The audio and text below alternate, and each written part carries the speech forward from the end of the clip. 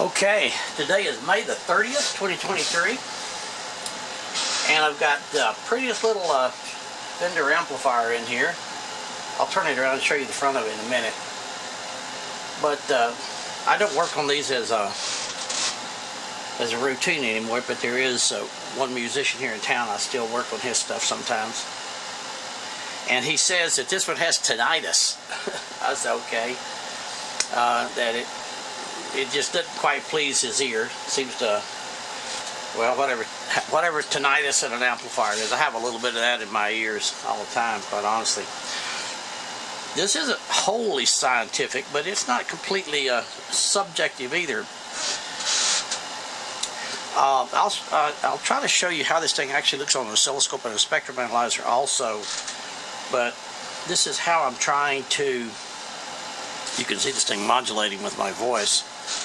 What I'm going to try to do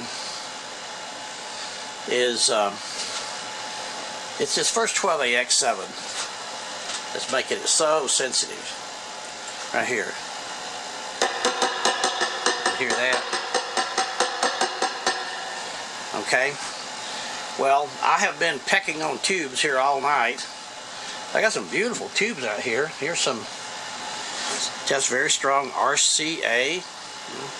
Here's another one, a match pair. Isn't it interesting? Pretty. USA. I'll show you something else here. Here's one that looks like it's the same thing. Almost. Well, it's got the RCA in a slightly different place. But it doesn't say USA. It says ECC 83. And it also says Great Britain. So this is a Mullard. And I want to tell you something about these Mullards, Telefunkens, Amperex, those tubes over there. And I actually got a comment on one of my videos today about these tubes that flash. When these tubes that came from Europe back in the days that they made them, the 12AX7s and 12AU7s, that's the ECC 83 for the 12AX7, ECC 82 for the 12AU7, made by those three companies I just mentioned. They usually, the filament flares up real, it flashes. That is a good tube. As a matter of fact, these are some of the best tubes that's ever been made on planet Earth. Please don't throw them away. That is not an effective tube. I have made videos, a particular video showing how these are fantastic tubes. Don't, just because the filament flares up, that does not mean it's bad. It's designed to do that. And the best reason I can hear that I have ever heard for that is to make it warm up faster. And the comment I've made before is, I guess back in the 60s and 70s, we didn't have time for our tubes to warm up. Now we have to wait till our computer boots up, right? Seems like it takes longer to boot up than it does to warm up. But anyway, that's beside the point. Flashing, the filament flashing on these things, I'll show you in just a second when I plug it in, does not mean it's bad. It actually means it's probably a very good tube. Okay, with that said, watch this. Okay, I'm going to be tapping on this tube right here, but we're going to be focusing on the meter right here. Let me zoom back in on it. Okay, I've got it set on sound pressure level of 80, and it's at -10, which makes it at 70. See, if I set it at 70, that goes up to 0, but then it pegs sometimes. And at 60, it should peg. It does. So the meter's just fantastic little meter. Okay, so like I say, it's not totally scientific, but it's not totally subjective either. So here's what I've been doing. Now watch where the needle goes. I'm going to always try to tap on it in the same place at the same strength every time. I'll do my very best.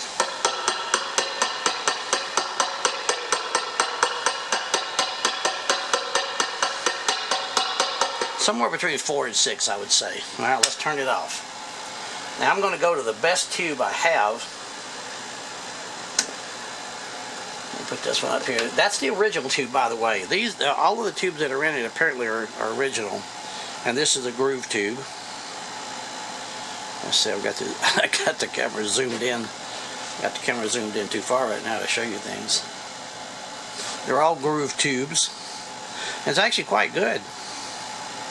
The strength of it is good. I use a TV7 tube tester over here. This guy right here. And it seems to, well, it doesn't seem to, it tests nice and good and strong. And it doesn't make that much noise. And you'll see, I'm not going to test all these tubes, but I did have one, this one right here, this old Tung Sol JTL, a military grade one, 12AX7 Tung Sol, made in USA, made in USA. Boy, they got the in USA italics, don't they? They're really proud of that, aren't they? Okay, this is probably the one I'm going to send this this instrument back with. It takes it a minute or so to warm up, it really does. And I've also got, while it's warming up, I'll show you, I got some of these fancy 5751s. Man, the way those things are built inside, they're built like a tank in there. You see all that mica holding them down? Well, one of them is very noisy and the other one actually oscillates. I'll actually show you. So, you know, this idea that like all 5751s, because of their structure, the structure is magnificent. That may not make them, that just may not make them a good candidate for this amplifier, you know, for a music amplifier, especially for that first stage. Okay, I think this one's warmed up enough. Everything's still the same. And I'm doing that just to, whoops, I didn't have it zoomed in there. I'm doing that just to show you the sensitivity, again, so that we can be fair to all the tubes.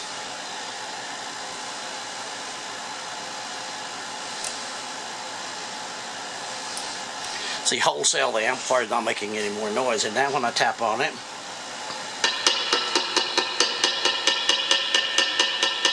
it's about the same.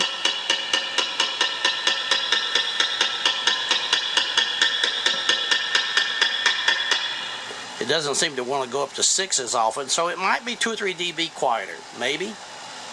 As long as it doesn't want to squeal and oscillate and do weird things when we tap on it. The other tubes, the second tube, the third tube, the output tube, but then that's well, that's just banging on the cabinet. Now, let me back out of here so you'll see what I'm doing. I don't think I'm plumb crazy. This is the second tube.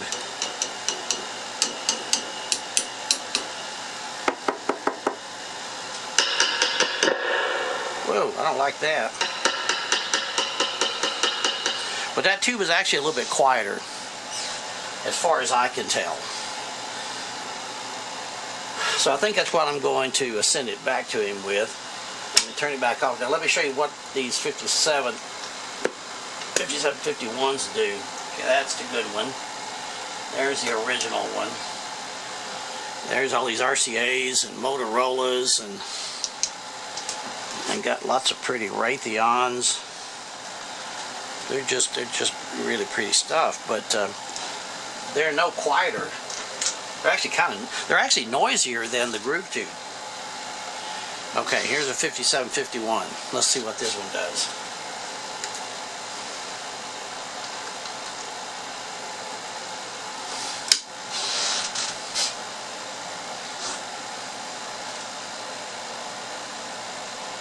Yeah, there's a couple things I want to show you here that I know that may or may not be directly related to this particular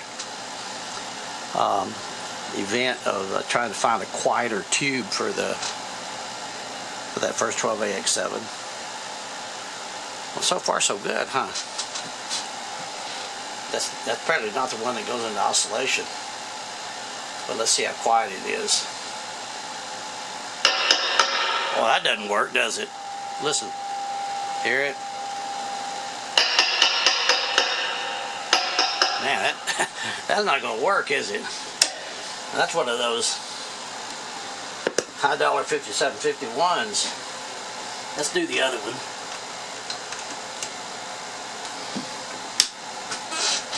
We don't want that one.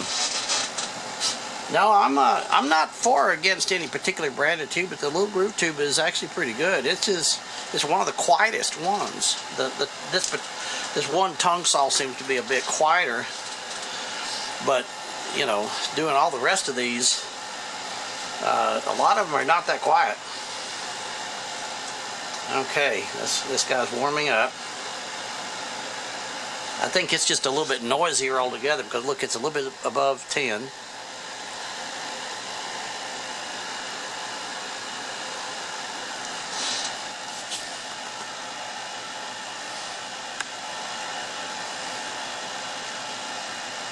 See, that's running about a dB higher.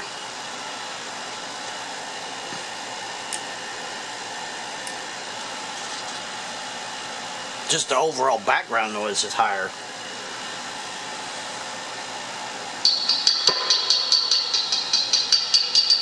Kind of high pitched, huh? It's a different sound altogether, though. Boy, it's pretty sensitive. I think we want that one. Okay, so anyway, I'm going to stick this 12AU7 back in there. I've already cleaned all the pins and everything on them. I always do that. And, well, I don't want to fumble here too long, but damn, I'll be able to get this thing put in. There we go. Yeah, one of the things that I use, that I show pretty often in my videos, is I use a mixture of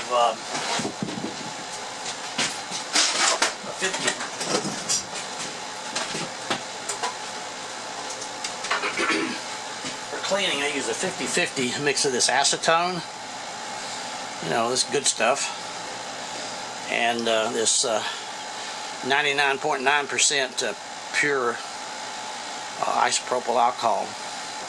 See, 99.9% pure anhydrous means it has no water in it. Anyway, that works great. Evaporates extremely fast. Okay, well, I showed you what I wanted to show you with the 5751s, which I'm not impressed with at all. That doesn't mean they're bad tubes. That doesn't mean that at all. I'm not going to throw them away. Heavens no.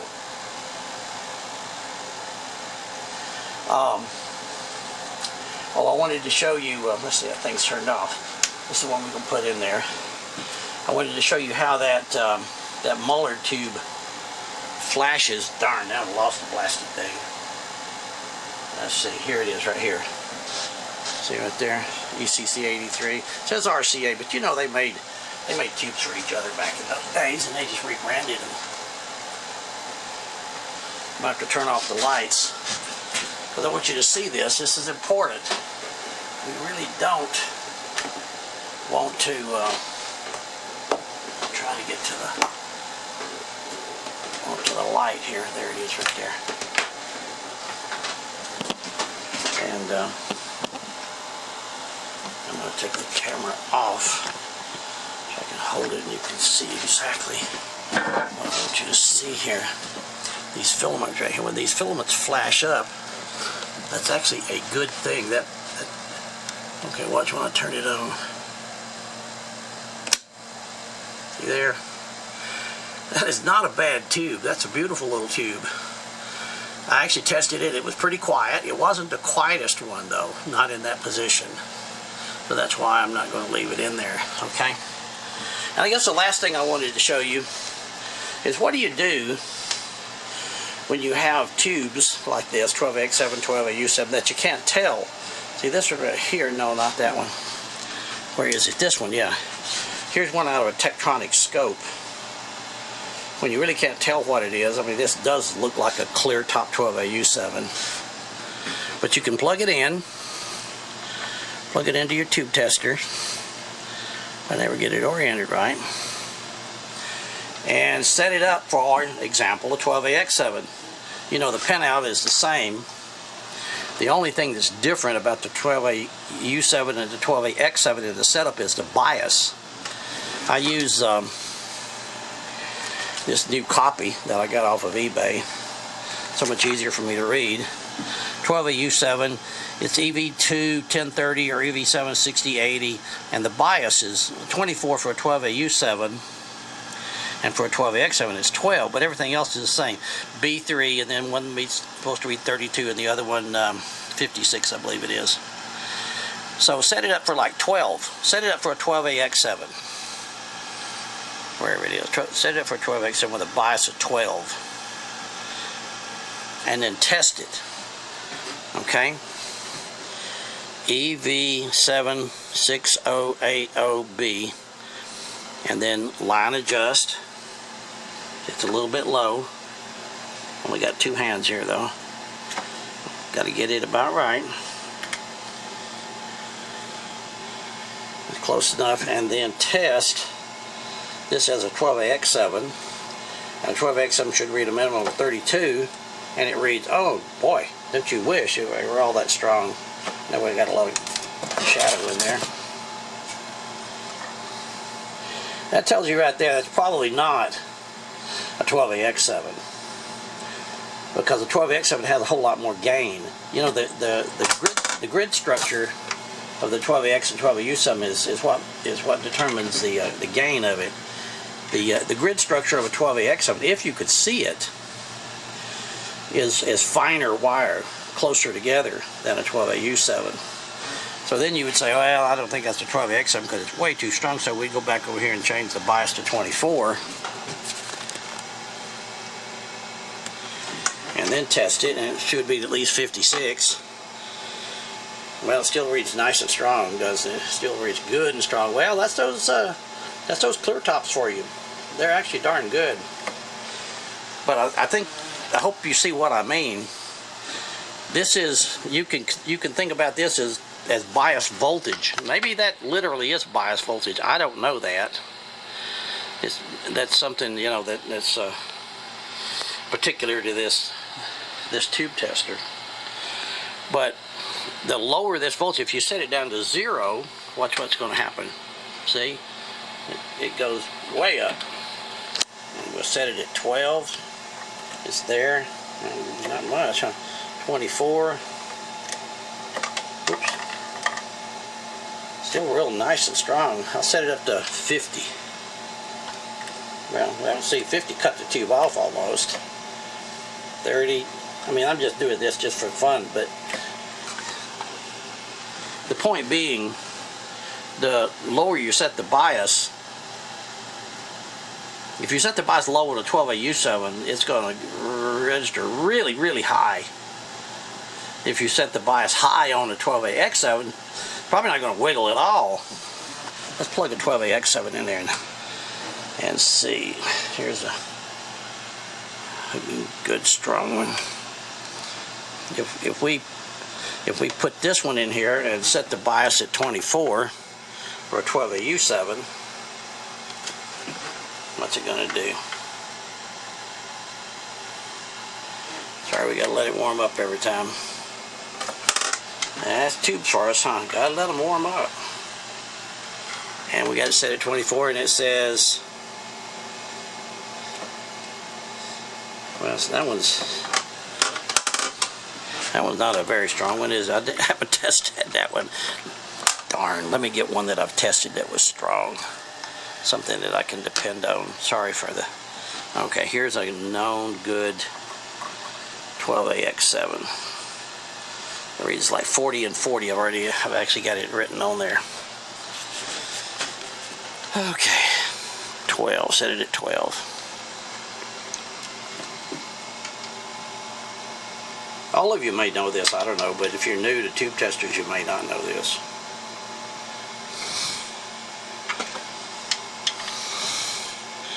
Okay, minimum for a 12AX7 is 32.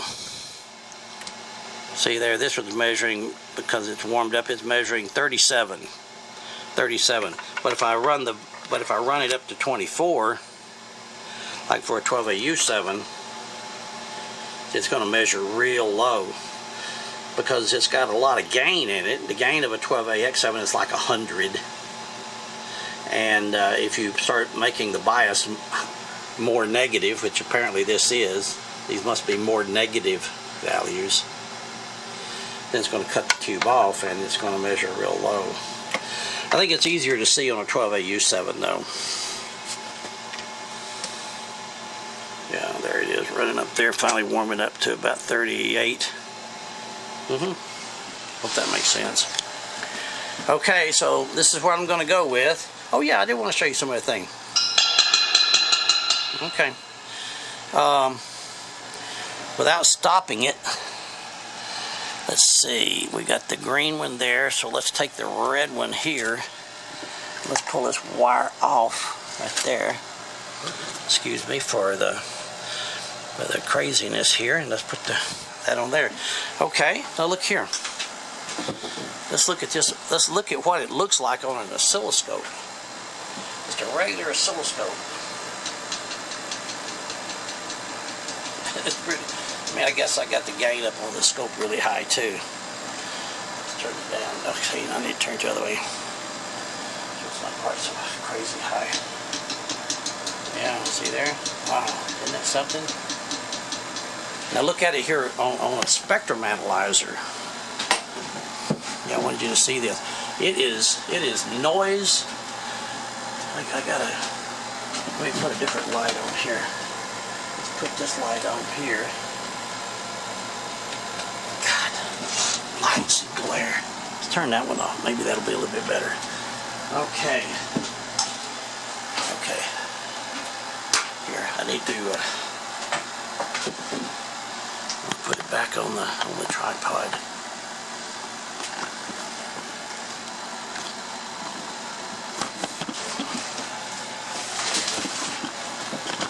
Because there we go.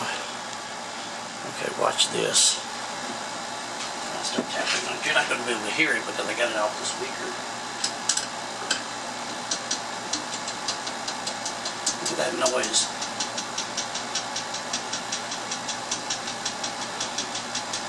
It's the entire spectrum.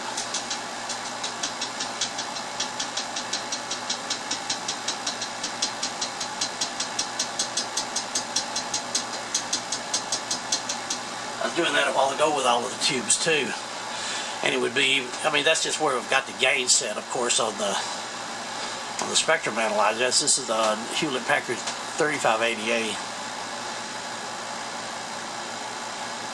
But we're scanning from 0 to 20 kilohertz is what we're doing.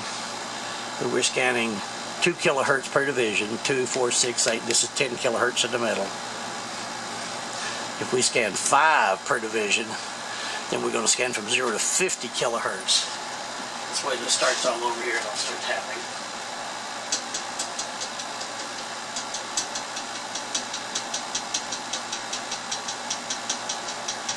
Right in the middle is going to be 25 kilohertz. Looks like it kind of fizzles out right there, huh? And we see a little bit up there, even above 25 kilohertz. We see a little bit above. Let's see, this is 25, 20 to be 15 kilohertz right there.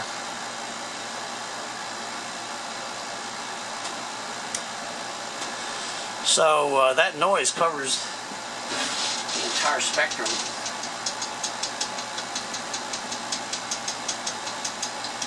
Entire spectrum of the ear. I know it looks horrible right there, but like I say, you know, we've got the gains of everything up real high. Okay, so we've seen it on the spectrum analyzer, we've seen it on the scope, we've seen it on the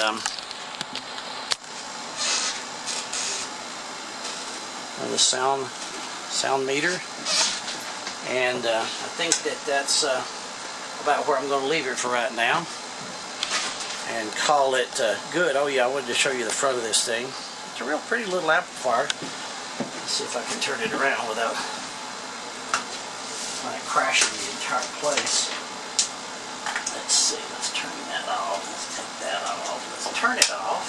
Let's hook the speaker up.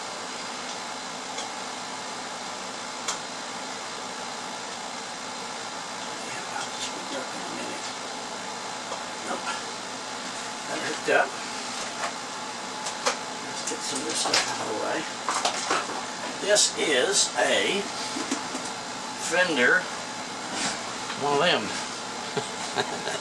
I'm sorry, I'm not real familiar with all of the models.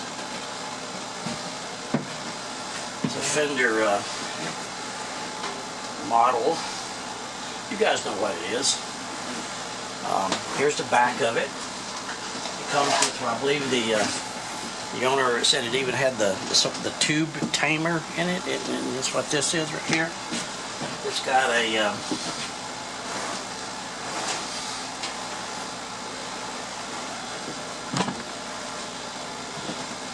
got a little spring-loaded thingy right here to hold the EL84s in, and then this thing goes over it like that. Okay, it's a Blues Junior 3. Guess I got that in there. Yeah.